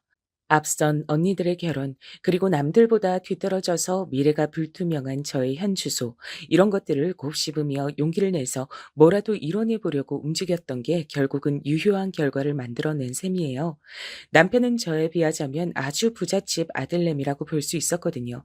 제가 적극적으로 들이댄 끝에 남편도 저에게 넘어갔고 이걸 알게 되신 부모님께선 이게 웬 횡재냐라 하시면서 절 얼른 시집 보내려고 안달이셨답니다. 결혼은 진작에 약속했지만 정식으로 부부가 되는 것에 시간이 살짝 걸렸었는데 시댁이 절 못마땅하게 여겨서 그랬습니다. 시아버지께선 그나마 며느리가 참으면 됐지라고 넘기시던 측면이 있어 다행이었는데 시어머니가 정말이지 난관이었습니다. 우리 윤필이가 도대체 뭐 어디가 부족해서 촌뜨기 못나냐고 짝을 지어줘야 한다는 거야? 이게 말이나 되는 일이야. 고작 이러려고 내가 애지중지 귀하게 우리 윤필을 키운 게 아닌데 절대 안 돼. 이 결혼 난 무조건 반대야. 내 눈에 흙이 들어가는 한이 있어도 저딴 촌뜨기에다 불려신년을 내 며느리로 들이는 일은 없을 거야. 시어머니의 기세가 실로 대단했습니다. 하마터면 정말로 결혼을 못할 뻔했지요. 그러나 장담은 함부로 하는 게 아니라는 말처럼 시어머니께선 당신의 눈에 흙이 안 들어가 있음에도 절 며느리로 맞이하고 마셨던 겁니다. 저는 이 결혼이 아니면 절대 안 된다는 마음가짐으로 버티고 또 버텼거든요. 그리고 원래 한창 때 사내들 마음이란 게 가로막는 장애물이 있으면 더욱 불타오르기도 하잖아요. 집안에서 반대를 당하니까 오히려 남편이 저를 더 좋아하게 됐죠. 그 바람에 결혼을 할 수 있었네요. 저를 향해 이를 빠득빠득 갈아대시는 시어머니의 눈총을 받으면서 시작하게 된 결혼 생활이었지만 전 만족스러웠습니다. 소기의 목적을 달성했는데 제가 기분이 안 좋을 이유가 뭐 있었겠나요? 언니들은 결혼하면서 둘 다 시댁에 들어가 사는 끔찍한 환경에 놓였었지만 전 비록 아담하기는 하고 시댁과 가깝긴 하여도 번듯한 신혼집에서 따로 남편과 둘이 살고 있었으니 무릉도원이라고 표현하고 싶었어요. 그간 아등바등 열심히 일을 하며 힘들게 살아온 보람을 이제야 다 맛보는 것 같다고 생각했었습니다. 내일 모레면 너희도 부부가 된지 이제 넉 달인데 어쩜 아직도 애 들어섰단 소식이 없니? 어머님, 아직 넉 달인데요. 최소한 10달 정도는 지켜봐 주시다가 그런 말씀을 주시면 좋지 않을까요? 내가 그렇담 그런 거지. 너는 왜 쓸데없이 말이 많아? 시어머니께서 황당한 말씀을 먼저 던지신 후에 제 말에 꼬투리를 잡으시는 경우가 왕왕 있었는데 단지 제가 마음에 안 들어서 그러시는 것이었습니다. 저를 보실 때마다 한 대 쥐어받고 싶어 미치겠다는 표정까지 짓고 계셨거든요. 그 속내가 훤히 보이는데 제가 시어머니의 의중을 모를 수가 없었죠. 자신을 미워하는 사람과 한 집안 식구로 지낸다는 건 각오했던 것보다 심기가 불편한 일이었어요. 게다가 그 상대가 저보다 서열이 훨씬 위인 시어머니라면 이건 뭐 죽을 맛인 것이죠. 하지만 저는 기운을 잃지 않았어요. 자주 뵙긴 해도 따로 산다는 것만으로 좋았고 남편과는 문제없이 사이가 좋았으니까요. 그리고 무엇보다 시어머니께서 자꾸만 저를 못살게 굴고 시비를 걸어대서도 크게 타격이 없었던 결정적인 이유가 있었는데 그건 바로 제가 결혼한 이후에 친정의 가세가 오르고 있었기 때문입니다. 원체 어렵게 살던 와중에 애를 써서 도전해봤던 장사가 폭삭 망했을 때, 이제는 솔직히 두 번 다시 반등의 계기는 없는 게 친정의 형편일 거라고 생각했는데, 역시 뭐가 됐든 장담은 없는 법인가 보더라고요. 친정 부모님께서 다시금 도전에 나서셨고, 이번엔 꽤 순한 중이셨습니다. 초기부터 돈이 벌렸죠. 믿거나 말거나 부모님께선 제 덕에 용기를 다시 내신 거라 그랬습니다. 전 재산 다 걸고 빚까지 얻어가면서 다시 또 장사해 본다는 거 나도 네 아버지도 결코 쉽게 내린 결정 아니었다. 하지만 마음 한구석에 늘 아쉬운 생각 품고 살았었기 때문에 꼭 다시 도전해 보고 싶은 게 장사였고 종이 네 덕분에 용기도 낼 수 있었어. 제가요? 그간 제가 시집 오기 전까지 벌어서 모아두었던 비상금, 그걸 두 분께 탈탈 털어서 내어드리긴 했지만, 그게 용기를 심어드렸던 줄은 몰랐어요. 비상금도 참 고마웠지. 그 마음이 어찌나 기특하던지. 근데 그 이전에 네가 우리 집안보다 사는 수준이 더 나은 집안으로 시집을 갔잖니? 그게 심적으로 나나 네 아버지한테 얼마나 든든하게 여겨졌는지 몰라. 참 신기한 일이야.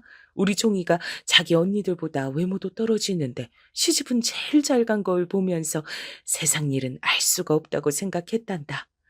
저를 칭찬해 주시는 건지 아닌 건지 헷갈리는 발언이었어요. 하지만 아무튼 저까지 지지부진한 집안으로 시집을 갔다면 부모님께선 장사를 도전하시기 부담돼서 선뜻 그 시기에 다시 해보지 못하셨을 텐데 저 하느라도 살아날 구멍 안에 들어가 있으니까 마음이 조금 놓여서 용기를 내셨다는 것 같았어요. 참고로 부모님께선 음식 장사를 하신 게 아니라 물건 장사를 하신 것이었는데 그 당시로 봐도 절대 오래 할 만한 유형은 아니었기 때문에 두 분도 그걸 아시고 돈이 벌릴 때 바짝 힘을 내서 계속 장사를 하러 다니셨답니다. 그러고 몇 달이 더 지나자 더욱 유의미한 성과가 보였고 부모님께선 판이 큰 만큼 돈이 더 벌리게 되어 있다고 하시면서 저에게 조금만 투자를 해달라는 식으로 말씀을 해오셨죠. 실상 제가 아니라 남편에게 하는 부탁이었죠. 고민을 하던 남편에게 저는 제 친정 부모님이 이렇게 좋은 기세를 타고 계실 때 힘을 실어드려야 한다며 설득에 나섰습니다. 그래서 결국 남편이 자기 돈을 내어주었죠. 남편은 벌이가 아주 좋은 사람은 아니었지만 자기 집안의 형편이 그럭저럭 받쳐주었으니 돈을 차곡차곡 모아오는 게 가능했었거든요. 제가 남편을 설득해서 그 돈을 저희 친정에 갖다 주었다는 건 당연히 시어머니를 포함한 시댁엔 비밀이었습니다. 저는 그 돈이 아주 여유롭게 다시 돌아올 거라고만 믿었기 때문에 큰 걱정도 없었고요. 이런 저를 보면서 남편 또한 안심을 했었습니다. 부모님께선 저희 부부에게 무척 고마워하셨어요. 장사는 그럭저럭 또 잘 이어지고 있었고 여기까진 아무런 문제가 없었습니다. 세상 일은 장담할 수 없다는 법칙이 여기서 고개를 치켜들기까진 좋았지요. 아직 제가 소개를 안 한 저희 집 인물이 있는데요. 바로 제 남동생입니다. 돌아가신 친할머니께서 그렇게나 만나고 싶어 하셨단 저희 집안 아들 말입니다. 언니들은 일찍이 돈을 벌며 부모님을 도왔고 저는 돈을 벌며 집안일까지 도맡아 했었으나 남동생은 학교나 다니고 있었죠. 아들로 태어난 것에 특권이었어요. 게다가 막내였으니 말 다 했습니다. 무슨 설명이 필요할까요?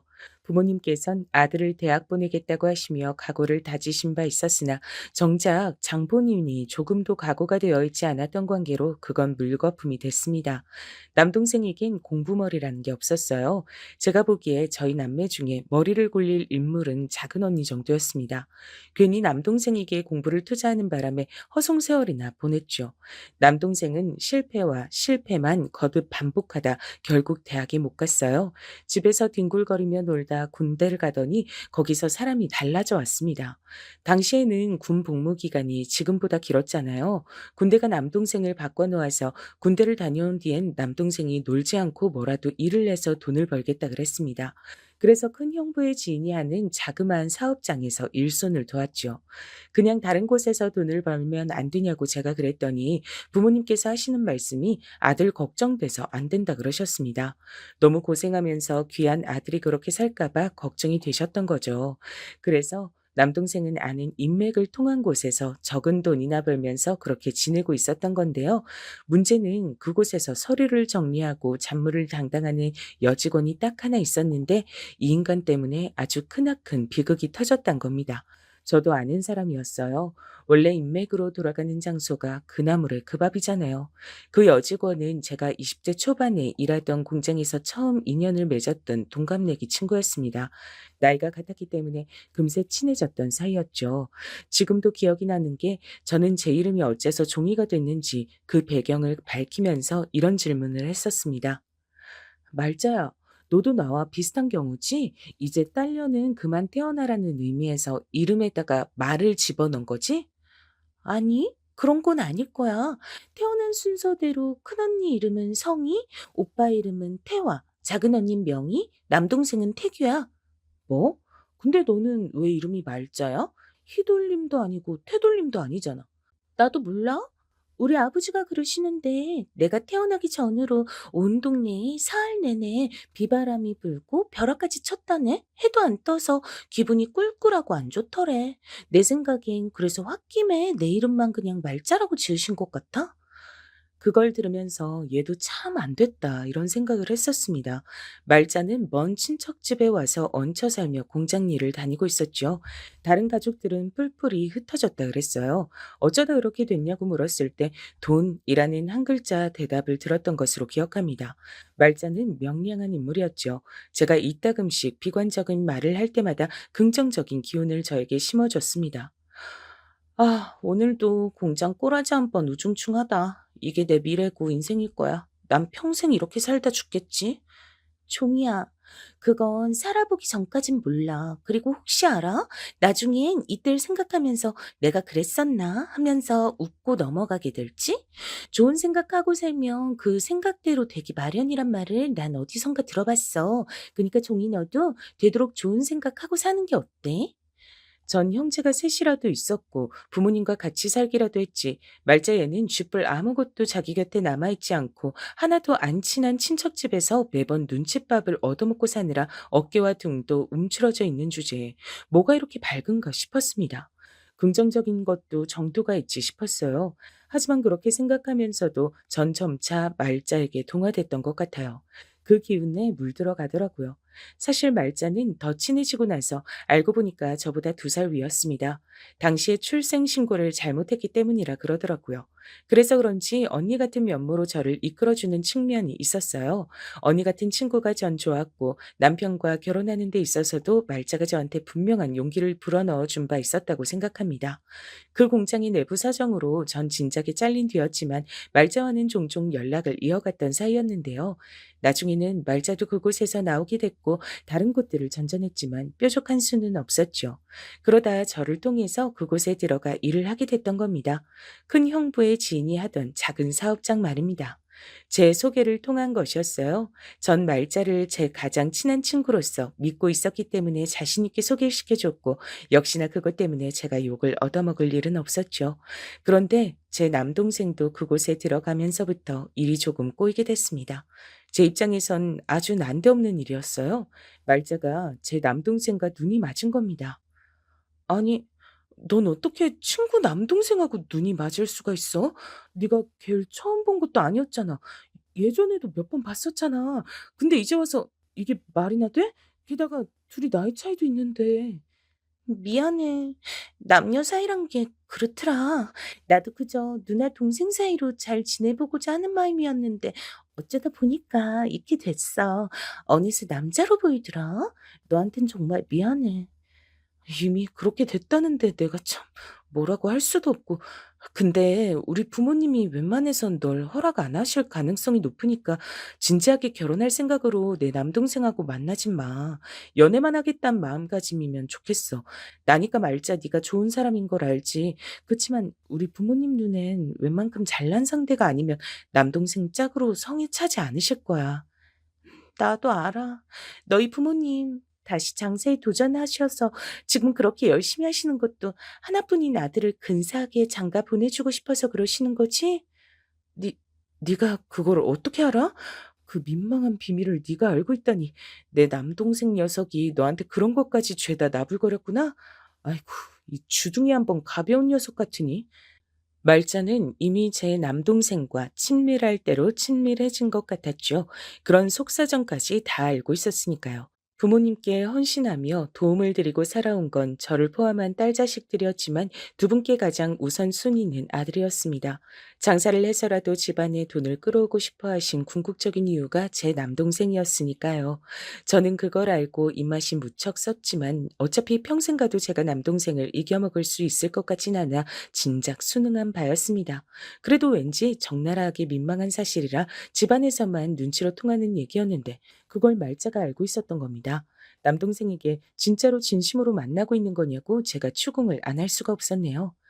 그럼 진심으로 만나지 농담으로 만나는 거겠어? 나 말자 누나를 많이 좋아해. 아니, 사랑하는 것 같아.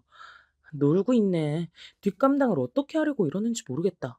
나한테 부모님 설득해달라고 나중에 도와달라는 소리나 하지 마. 말자 누난 누나 친구잖아. 누나가 소개시켜줬잖아. 그럼 누나도 책임이 있지. 누가 소개를 시켜줬단 거야? 걘 내 친구고 넌 내 동생이야. 단지 그뿐인데 둘이 멋대로 붙어먹은 거잖아. 말자 걔도 생각해보니까 웃긴다. 난 은혜를 베풀어서 일자리까지 막 눈치 봐가면서 열심히 얻어다 줬건만 이런 식으로 은혜를 원수로 갚네. 우리 말자 욕하지 마. 그럼 내가 가만 안 있어? 우리 말자? 아우, 진짜 놀고 자빠졌다. 미치겠다. 정신이 아득해졌죠. 솔직히 말해서 그때 저는 부모님께 제가 원흉으로 지목되어 욕을 얻어먹을까봐 그게 걱정이었습니다. 말자가 제 친구였으니 원인 제공을 어쨌거나 제가 한 셈이었으니까요. 생각이 복잡해지고 있던 어느 날 엄청난 일이 벌어진 거죠. 말자가 저한테 와서 제 동생이 아이를 임신했다가 했습니다. 그러면서 자기 부모님을 찾아가서 이 사실을 알리고 결혼 자금을 받아올 테니까 돈 좀 빌려달라고 하더라고요. 돈 때문에 의가상에서 가족들이 뿔뿔이 흩어졌지만 사실 자기 부모님한텐 돈이 절대 없는 게 아니기 때문에 자기가 임신해서 결혼한다고 하면 자금을 내줄 거라고 했습니다. 사람이 홀리는 상황이 오면 어떻게든 홀리게 돼 있는 모양이었어요. 말자가 덧붙인 말이 그 당시에 아주 그럴싸하게 들렸거든요. 근데 형편없는 집안에 시집 간다고 하면 우리 부모님은 절대로 돈을 안 내주실 분들이야. 가치가 없는 곳엔 투자할 필요가 없다고 믿으시거든. 그래서 이만큼 재산이 있다고 보여드리고 돈을 받아오려고 해. 돈만 받고 나면 어차피 부모님에 대한 정은 거의 남아있지 않으니까 연락은 앞으로도 안 하고 살 거야. 말자가 눈물을 훔치며 그렇게 말했습니다. 너무 순식간에 많은 얘기를 들으니까 어안이 벙벙해지더라고요. 그 옆에서 남동생은 심각하고 진지하게 거들고 있었고요. 근데 중요한 건 어쨌거나 제가 그 말과 눈물과 분위기에 넘어가서 고개를 끄덕이고 말았단 겁니다. 말자를 제가 이제 꽤 오래 안 사이였고 제 남동생의 아이를 임신했다고 하니까 딱히 의심의 여지가 없었습니다. 저는 친정 부모님께 급한 사정이 있다고 하며 애걸복걸을 내서 돈을 받아냈어요. 제 남편이 투자로 들인 돈이 있었으니까요. 부모님께선 시집을 잘 간 저를 믿으시고 돈을 넉넉하게 내어주셨습니다. 뭐에 홀린 듯이 전 말자에게 그 돈을 건네줬죠. 고맙다고 말을 하며 말자는 자기 부모님을 찾아 뵙고 온 뒤 제 친정 부모님께 모든 사실을 밝히고 정식으로 인정받겠다고 말했습니다. 남동생과 함께 둘이 길을 떠났죠. 하지만 말자는 영영 그 돈을 가지고 돌아오지 않았습니다. 연락이 없어 이상하다고 슬슬 여기고 있을 때 며칠이 지나 남동생만 돌아왔어요. 그것도 거지꼴이 돼서요. 누나, 종이 누나, 우리 어떡해? 다 거짓말이었어. 그 여자가 우릴 속인 거였어. 그게 무슨 소리야? 진정하고 알아듣게 좀 설명해봐. 속였다니? 말자가 우리를? 진상은 이러했습니다. 길을 떠나 도착한 곳에서 말자는 이 지역이 자기 부모님이 계시는 곳이라고 하며 너무 떨리니까 이튿날 찾아뵙자고 말을 하며 숙박업소에 하룻밤 묵자고 했다네요. 남동생은 의심 없이 따랐고요. 근데 그날따라 이상하게 잠이 쏟아지더래요. 생각해보니까 말자가 자기한테 뭘 먹인 것 같다 그랬습니다. 남동생이 주체할 수 없는 잠을 길게 자고 일어나 보니까 하루가 지나 있었고 자기 곁엔 말자도 짐 가방도 아무것도 남아있지 않았다고 합니다. 돈도 말자가 다 들고 도망간 거예요. 그것만으로도 아연실색이었는데 남동생이 저에게 실토하길 자기가 사실은 집에서 친정 부모님이 모아두신 돈을 발견하고 그것까지 다 챙겼었단 겁니다. 말자가 지시를 한 거라고 했어요. 그럼 우리 집안 돈을 다 말자한테 뜯겼단 거야, 뭐야? 어? 이게 다 무슨 일이야? 그리고 누나, 사실 그 나쁜 년이 내 아이를 애초에 임신한 것도 아니었던 것 같아. 그건 또 무슨 소리야? 왜냐면 내 기억엔 분명히 그 나쁜 년하고 아무 짓도 안 벌였단 말이야. 근데 갑자기 어느 날 임신했다고 일방적으로 주장을 해오니까 나는 그런 줄로 생각했었지. 너 바보야? 멍청이야? 그랬다면 진작 얘기를 했어야지. 하지만 저야말로 바보의 멍청이었으니 남동생만 어떻게 탓할 수 있었겠나요? 홀려도 단단히 울려 큰 사고를 치고 말았습니다. 갑자기 머릿속 안개가 거친 느낌이 들며 절망이 찾아왔어요. 미치겠더라고요. 차라리 죽을까 싶었습니다. 하지만 그럴 용기로 친정 부모님께 이실직고를 하고 남편에게 모든 일을 털어놨습니다. 부모님께선 뒷목 잡고 쓰러지셨죠. 오래 할 장사가 아니었기 때문에 슬슬 그걸 접으시려던 시기였는데 그간 벌어두신 것마저 거의 다 잃었음을 아시게 되자 크게 충격을 받으셨고 귀한 아들이 그런 농락을 당했던 것에 두 번 충격을 받으셨으며 그 상대가 제 친구였다는 사실에 울부짖으셨습니다. 저는 스스로를 저주했어요. 갑자기 왜 머리가 어떻게 된 것처럼 그렇게 돼서 바보 같은 사기를 당했나. 저같이 멍청한 게 왜 살아서 모든 사람을 힘들게 하나 싶었습니다. 시어머니께 정신없이 뺨을 얻어맞았습니다. 시집와서 기세를 잃지 않았던 전 온데간데 없었죠. 얻어맞은 살갗이 떠졌지만 아프다고 울지도 못했습니다. 부모님께서 커다란 상심에 들어 누우시자 큰언니가 장녀로서 마음이 너무 쓰였는지 본인이 나서서 일을 열심히 해보려고 하다가 크게 다치는 일까지 생겼습니다. 다리를 크게 다쳐서 오랫도록 꼼짝을 못하게 됐어요. 예전에 친할머니께서 넘어지신 뒤 돌아가셨기 때문에 큰언니도 잘못될까봐 겁이 났고 그래서 더 미칠 것만 같았습니다. 왜 하필 이런 순간에 다친 거냐면서 스스로 자책하는 큰언니의 모습에 미안해서 죽을 것만 같았어요. 결혼한 게 너무 싫다고 말을 하던 작은 언니는 자기 시댁에 납작 엎드려서 뭐라도 콩고문을 받아먹고 열심히 살아보려고 노력하기 시작했습니다. 자기가 그렇게 해야 친정 식구들에게 걱정을 안 끼칠 것 같다고 했죠. 남동생은 술을 마시고 인생을 비관하는 모습을 보여서 모두를 불안에 떨게 만들었습니다. 다그치면 혹시 안 좋은 선택을 할까봐 차마 아무도 그러지도 못했죠. 친정엄마께선 스트레스 때문인지 병을 얻기까지 했습니다. 멍청하게 사기를 당해서 남편의 돈까지 날려먹게 된 전 사실 이혼을 당할 뻔했습니다. 맨몸으로 쫓겨날 뻔했어요. 근데 신기하게도 제가 그때 임신을 하는 바람에 이혼당하는 걸 면했습니다. 설마 네가 이런 상황에서 눈치 없이 딸이나 낳는 건 아니겠지? 그럼 지체 없이 쫓아낼 줄 알아? 시어머니의 불효령에 전 입술만 깨물고 배를 매만져야만 했습니다. 그러나 제가 품은 첫 아이는 딸이었죠. 하루하루가 살얼음판이었던 것 같아요. 흔히 첫째 딸은 아빠를 닮는다고 하잖아요. 아이가 태어나면 어머님도 무척 예뻐해 주실 거라고 믿어요. 그건 모르는 일이지. 네 뱃속에 든 딸년이 우리 아들의 핏줄인지 아님 다른 놈 핏줄인지 태어나 봐야 아는 일 아니겠어? 네, 뭐라고요? 어머님, 그건 말씀이 지나치셨습니다. 답지 않게 왜 발끈하고 그러니? 네가 그럴 자격이나 있어? 너 설마 지금 나한테 대드는 거니? 쫓겨나고 싶어 환장했어? 기껏 촌뜨기 받아줬더니 우리 집안 돈 날려먹기나 하고 마음 같아선 확 그냥 가만 안 두고 싶은데 내가 너른 마음으로 참는 거란 걸 넌 항상 명심해라. 내가 언제든 널 내칠 수 있어. 그니까 잘해. 저는 시어머니 앞에서 머리를 조아리고 살았죠. 사기를 당했던 시점부터 저는 입이 있어도 할 말이 없어진 신세였거든요.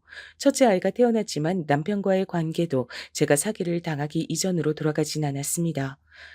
당신, 내가 아까부터 야식으로 국수 먹고 싶다고 말을 그렇게나 했는데 지금 애 본다고 정신이 다 팔려 있지?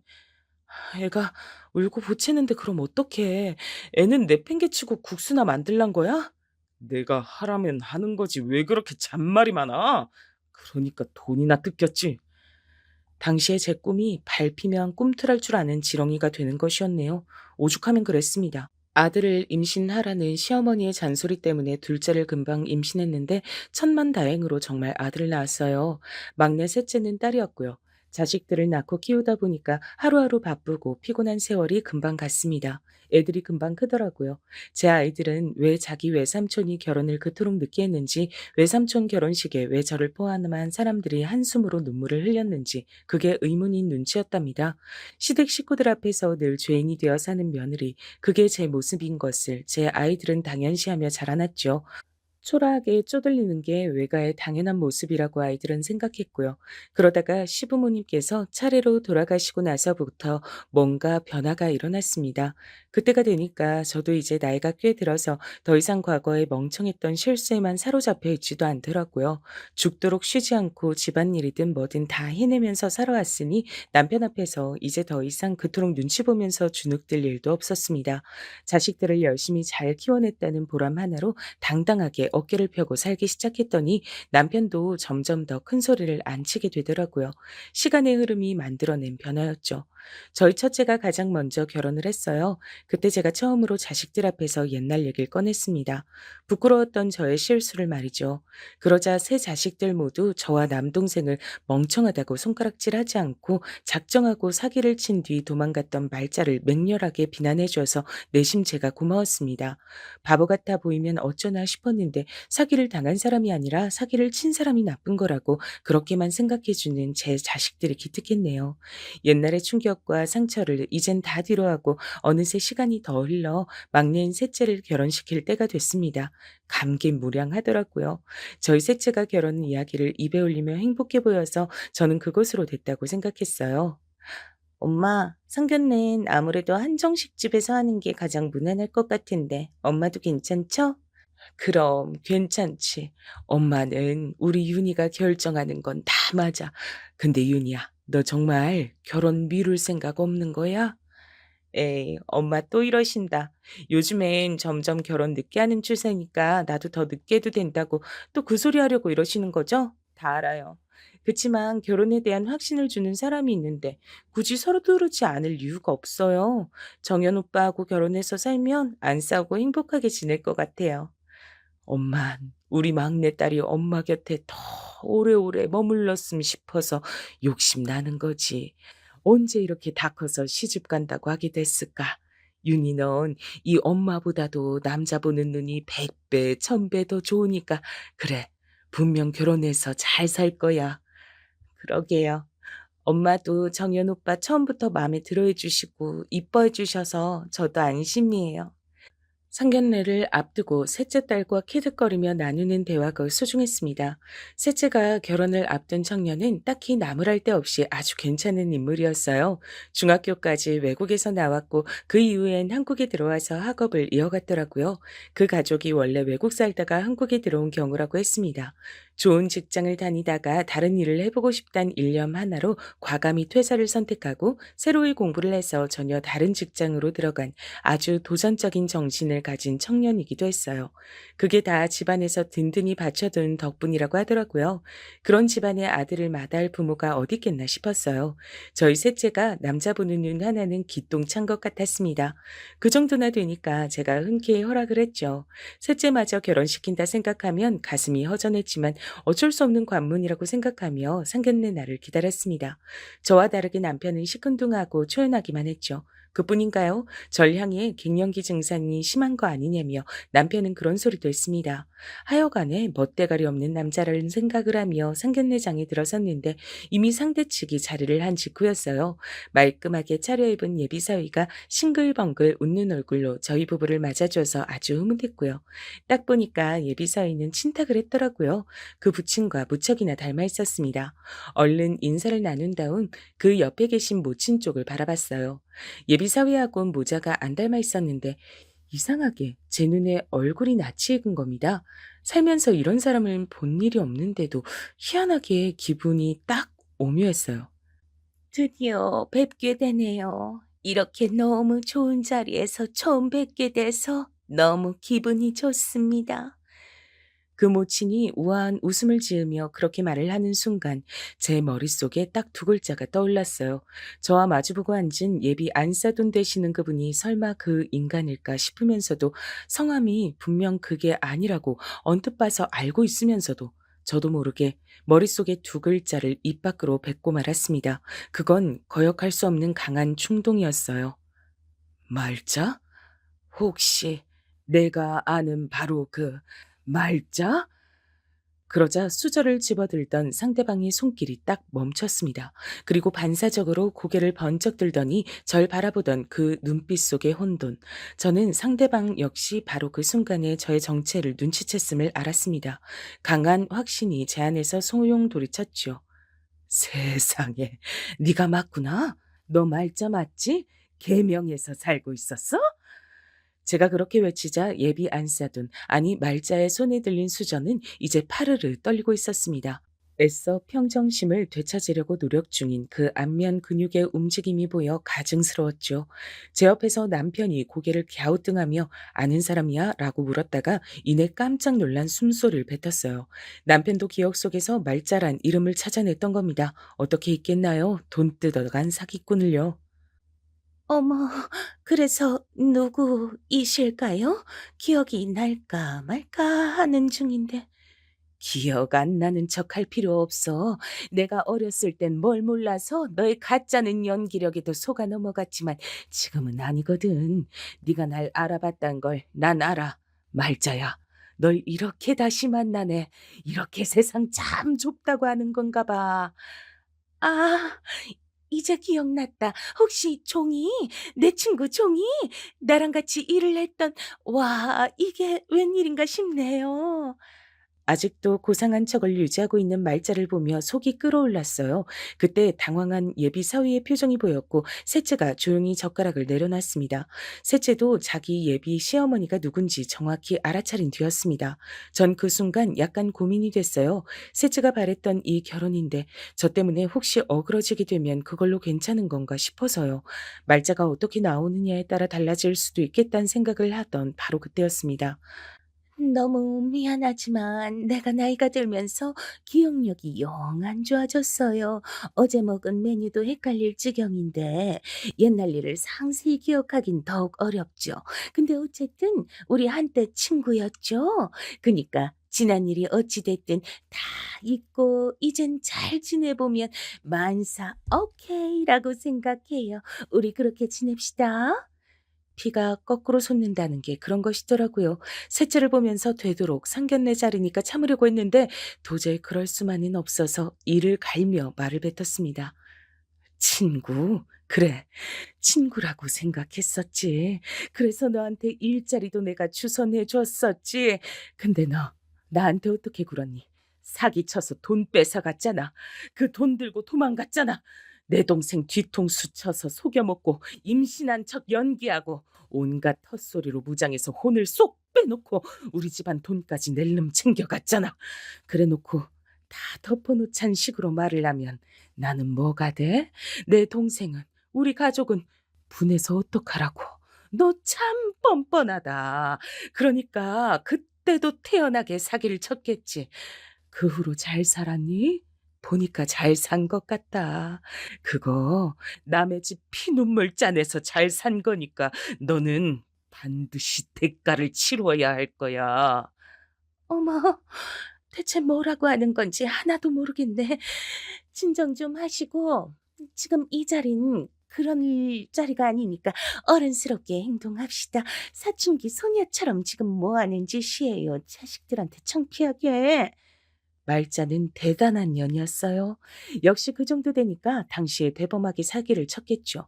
저에게 오히려 핀잔을 주는 그 모습에 저는 모욕감을 느꼈고 얼굴이 뜨거워지던 바로 그 순간이었습니다. 셋째가 자리에서 벌떡 일어나더니 그대로 말자의 뺨을 후려쳤습니다. 얼마나 세게 쳤는지 말자는 옆으로 고꾸라지고 말았어요. 식기가 쏠려져 엎어졌고 그 소리에 맞춰 저를 포함한 나머지 사람 모두가 놀라 일어났습니다. 셋째는 분노에 몸을 떨고 있었죠. 그러니까 당신이 맞단 거네요? 우리 엄마 눈에서 피눈물 뽑아가고 돈 들고 튀었던 그 미친 사기꾼년이 당신이었단 거잖아요. 기가 막혀. 뭐 이딴 운명의 장난이 다 있어?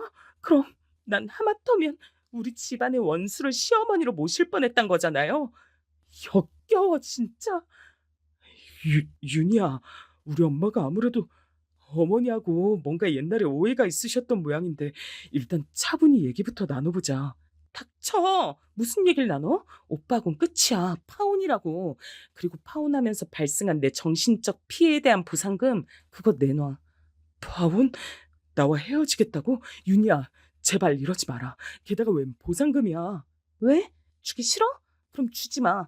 대신 내가 오빠 직장, 전 직장에다 소문 다 낼 거야. 오빠가 우리 집안에 사기치고 도망갔던 천하의 사기꾼년이 부당한 돈으로 키워낸 자식이라고. 그 돈으로 잘 먹고 잘 산 거라고. 그리고 그 사기꾼년은 여전히 철판 두꺼운 나쁜 년이라고.